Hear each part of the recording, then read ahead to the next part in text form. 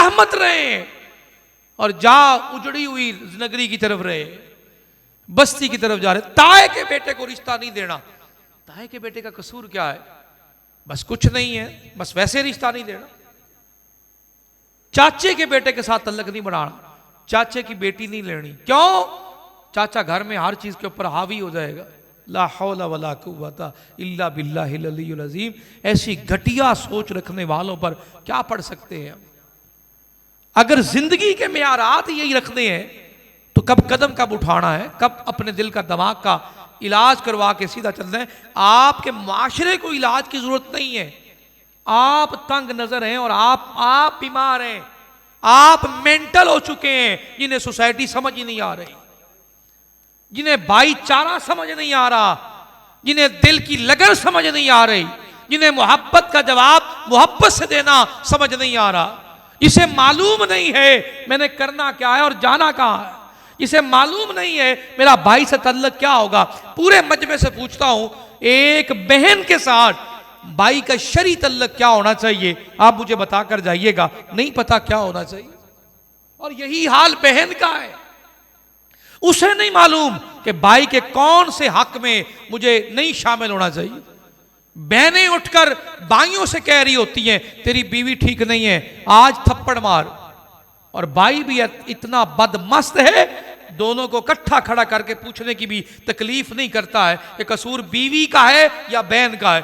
बहन के लिए इतना काफी है सच्चे होने के लिए कि वो मेरी बहन है, मेरी बहन तो कभी गलत हो ही नहीं सकती है।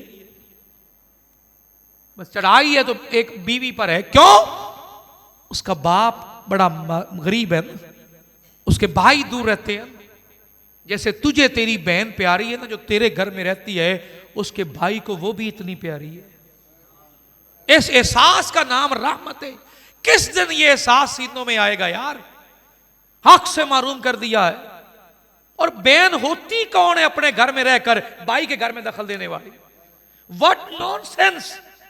मुझे तो आज तक ये समझ ही नहीं आया है। और खासकर ये कल्चर सिर्फ इसी खित्ते में है, वरना हर जगह पता है जब बहन की शादी हो गई वो अपना घर रखे, भाई के घर में दखल देने वाली वो है कौन? और फिर जवाब में फिर बीवी क्या करती है? वो कहती है तुम्हारी फूफियां चुड़ैलें हैं और तुम्हारी खालाएं जन्नत की हूरें हैं, ले सांभ लो अपनी औलाद को। सारी जिंदगी फूफी के बेटे के साथ नहीं बने, क्योंकि मां ने इन्फेक्शन ऐसी कर दी है। उस बहन ने जानबूझकर हिस्सा डाला। और यही हाल औरतों के अंदर है। मर्द अगर थोड़ा रहम भी करेगा ना तो औरत नहीं करने देगी, एहसास भी कर लेगा तो नहीं करने देगी। पुरानी बातें याद कर करके इसने फलाल में ये कहा था, इसने फलाल में ये, तुम्हें नहीं मालूम? तुम भूल गए हो तुम्हारे बाप के जनाजे पे नहीं आया था, तुम भूल गए हो तुम्हारे बेटे की तदफीन, तुम जा रहे हो। और कितने रिश्ते ऐसे हैं जो सिर्फ चंद जिद्दों की पेशे नजर हमने छोड़ रखे। कितने रिश्ते ऐसे हमने कथा रहमी कर रखी, किस वजह से? थोड़ी जिद की वजह से। और वो जिद जो है वो एहसास को उठा के बलाए ताक रख रही। आप नाराज होते हैं ना तो भाई हो जाएं, लेकिन ये बात लिख कर ले जाएं, जो हक अल्लाह ने दिया है उस हक के आप भी अमीन हैं, मैं भी अमीन हूं। जिसका जितना हक बनता है उसे उतना हक देना चाहिए। जो बहन का हक है वो उसी को देना चाहिए, और जो भाई का हक है वो बहन को भाई को देना चाहिए।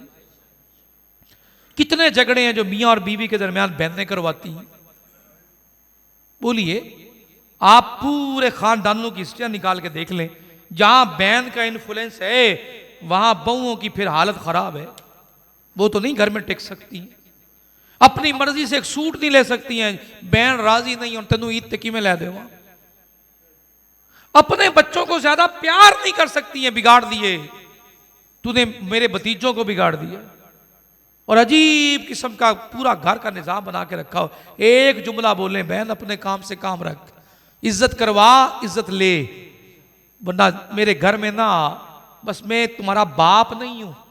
बाप का दरवाजा है तो बाप के घर आया कर, ये मेरा अपना घर है। जिस दिन आप गैरतमंदी का मुजाहरा करके इतनी हद तय कर देंगे उस दिन उसे भी समझ आ जाएगी।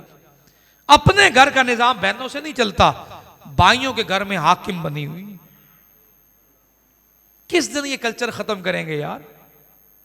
किस दिन बहनों को बहनों का हक देकर इज्जत के साथ घर में आने की काबिल बनाएंगे और किस दिन अपनी बीवियों को उनके हक के ऊपर खड़ा करेंगे, ये आपका हक बनता है।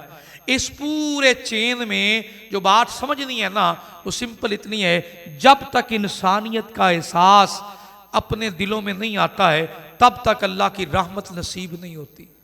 वो जानवर हो, वो मरीज हो, वो भूखे हो, वो बीमार हो, वो नंगे हो, जब तक ये इंसानियत का एहसास नहीं आता है तब तक हमारे दरमियान अल्लाह की रहमत नहीं उतरती है। इसकी एक मिसाल देके खत्म कर रहा हूं।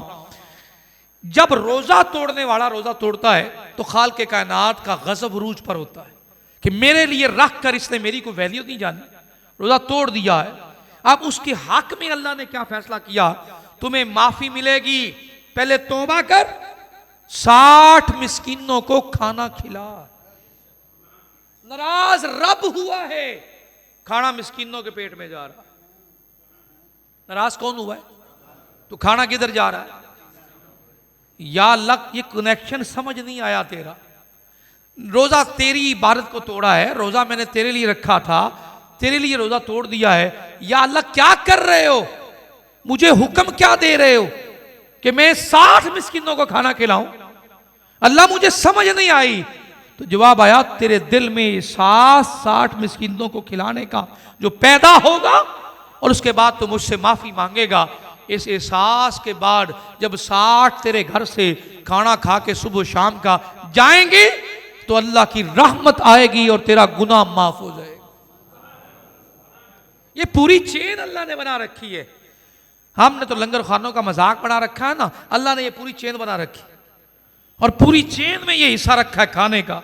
दावत वलीमा है, फ्रेंडशिप आ रही है, खिलाएं, इनकार नहीं करता, लेकिन सबसे शान वाला वलीमा वो है कि उस वलीमे में गरीब शामिल हो जिन्हें कोई बुलाता ही नहीं है और बगैर मतलब के आए, कोई न्योंदरा नहीं है, वो वलीमा भी कबूल हो गए, वो बरकतों वाला वलीमा हो गए।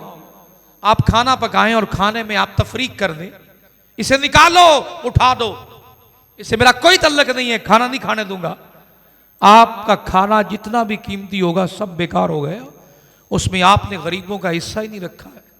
आशिकान रसूल, ये जो एहसास है ना, इस एहसास के बाद वो रहमत फरमाता है और रहमत जब आता है उतरती है तो गजब अल्लाह का दूर हो जाता है। यही रहमत तो है, जानवरों पर की तो करम, इंसानों पर की तो करम, और क़यामत के दिन सबसे बड़ा जवाब देने वाला वही होगा जिसने एहसास के साथ ये निज़ाम चलाया होगा।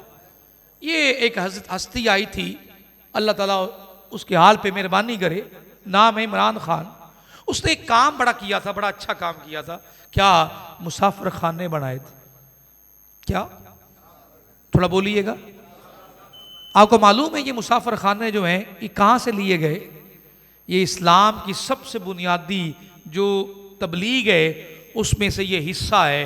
मुसाफिर खाने शेल्टर होम, आने वालों के लिए आसानियाँ, राहतें, आराम गाहें जिसमें सुकून के साथ वक़्त गुजारें।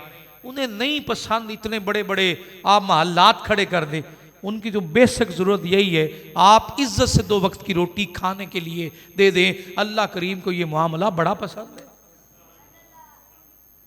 रहना इन्होंने भी नहीं है, ये जो अब है ये भी वो नहीं रहा, रहना इन्होंने भी नहीं है। क्यों? ये चाहते ही नहीं है, इंसानियत का भला इन्हें गवारा ही नहीं है। अल्लाह करीम की बुलंद बारगाह में दुआ करता हूँ, अल्लाह करीम अपनी रहमतें फरमाए। और हमारे एक देरीना साथी बड़े अच्छे जनाब दुनिया से चले गए शबीर अहमद नदीम साहिब, दुआ फरमाइएगा अल्लाह ताला उन्हें गरीब की रहमत फरमाए। बड़ा अच्छा वक्त गुजारा।